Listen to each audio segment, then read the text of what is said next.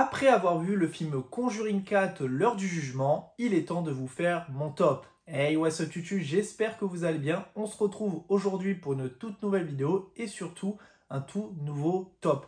Je vous ai déjà fait des recommandations de films il y a pas mal de temps, que ce soit des films sur tout ce qui est catastrophe naturelle ou alors mes films un peu plus traumatisants. Et moi j'aime bien faire ce type de vidéo, vous montrer un peu mes goûts par rapport à mon ressenti sur des films, etc. Et là, on va faire du moins bon au meilleur sur cette saga qui est culte dans l'horreur moderne.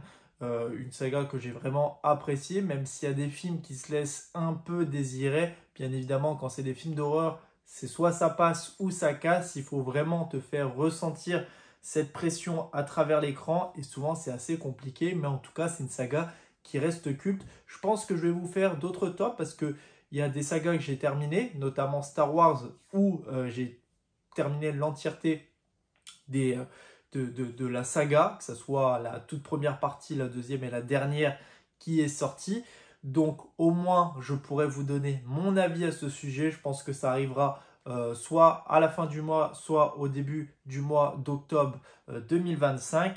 Parce que c'est des idées de vidéos que j'ai envie de faire. Là, je suis en train de regarder Pirates des Caraïbes, etc. Donc, ça pourrait être pour le coup vraiment une excellente idée. Au moins, on peut débattre dans les commentaires. Si vous êtes d'accord avec moi sur le top que je vous propose, si vous aimiez plutôt celui-ci à telle ou telle place, ça peut être vraiment intéressant. Et au moins, vous pouvez aussi, vous, me donner votre top dans les commentaires. Enfin bref, on va arrêter de parler de tout ça et on va commencer sans plus tarder avec le top 10 des films du Conjuringverse.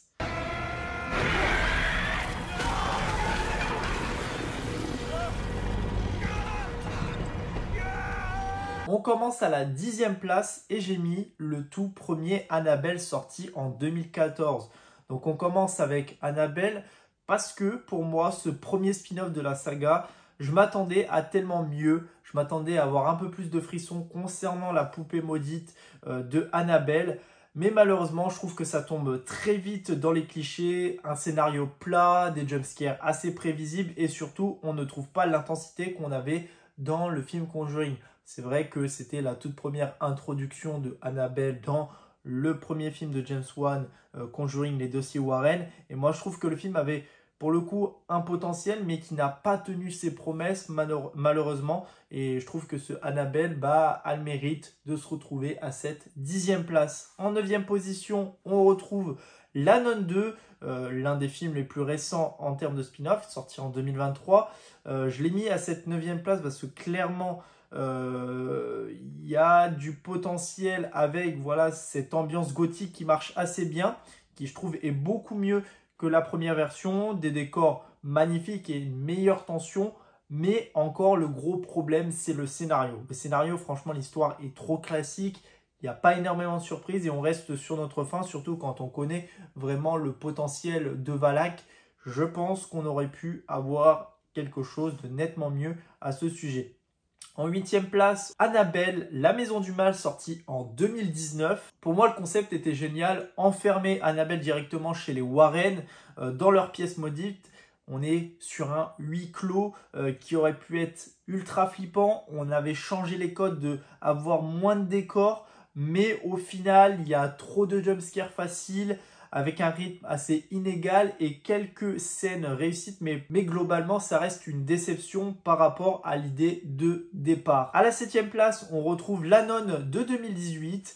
C'était l'un des films les plus attendus du Conjuringverse et aussi l'une des plus grosses déceptions pour moi. Parce que l'histoire est trop faible. Même si visuellement, c'est magnifique, l'abbaye est ultra glauque et l'ambiance, pour ma part, marche. Mais l'horreur repose encore une fois sur des choses assez faciles. Pour moi, Valak méritait tellement mieux. En 6e position, j'ai mis La Malédiction de la Dame Blanche, sortie en 2019. Inspiré du folklore mexicain, c'était une idée vraiment sympa d'introduire voilà, cette légende urbaine qui est pour le coup hyper connue. L'ambiance est sombre, le design de la créature est plutôt glaçante et certaines scènes fonctionnent. Mais le film reste encore une fois trop formaté et manque de personnalité. Résultat, sympa à regarder, mais pas assez marquant pour s'imposer dans le Conjuringverse. En 5e place, j'ai mis Conjuring 3 sous l'emprise du diable, sorti en 2021. Alors ici, on a vraiment changé toutes les codes. On parle sur une nouvelle formule, on n'a plus de maison hantée, on est vraiment sur une enquête judiciaire. Alors c'est assez audacieux de partir sur ce côté-là, ça apporte un peu plus de fraîcheur à la saga. Mais pour moi, le problème, c'est que ça perd vraiment en tension et en horreur pure. Pas mauvais, mais loin d'être aussi bon que les deux premiers. En 4e place, j'ai mis Annabelle 2, la création du mal, qui est pour moi le meilleur spin-off qu'on ait pu faire dans le Conjuringverse. Là, on a enfin un film Annabelle qui fonctionne. L'ambiance est malsaine, la mise en scène est sous tension du début à la fin. Il y a des séquences qui sont vraiment marquantes. Preuve que la saga pouvait nous faire trembler quand elle est bien écrite et réalisée. En 3e position, et on arrive sur le top 3, il s'agit de Conjuring 4, l'heure du jugement, le dernier chapitre des Warren, où on va retrouver Ed et Lorraine Warren beaucoup plus âgés, plongés dans leur dernière enquête la plus sombre. L'ambiance est lourde, il y a vraiment une émotion et une conclusion qui bouclent bien leur histoire, mais le rythme est parfois assez lent et un peu cliché, malgré qu'on reste pour moi sur l'une des meilleures fins concernant une conclusion de saga. Je trouve que l'idée finale est plutôt bonne, il y a vraiment des bonnes idées, c'est assez sous tension, assez oppressant et je trouve que ça a fait bien le taf sur la fin, même si on a eu ces 2 heures à peu près de longueur par rapport à ça. Et pour moi, je trouve que la fin se termine assez facilement, même si il y a de l'émotion, il y a de l'horreur, il y a tout ça.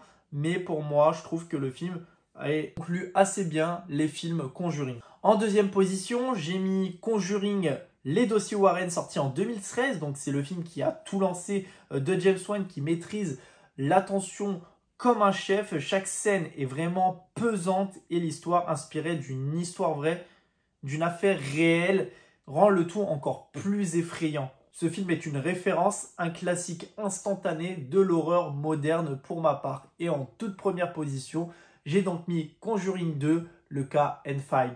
Pour moi, James Wan pousse encore plus le délire, il va encore plus loin que le premier, l'ambiance est encore une fois oppressante. Valak est devenu pour moi un icône, avec aussi l'homme tordu, qui sont des personnages qui vont faire une apparition, qui vont rester dans vos mémoires, parce que c'est vraiment sous une forme cauchemardesque et pour moi, elles te hantent.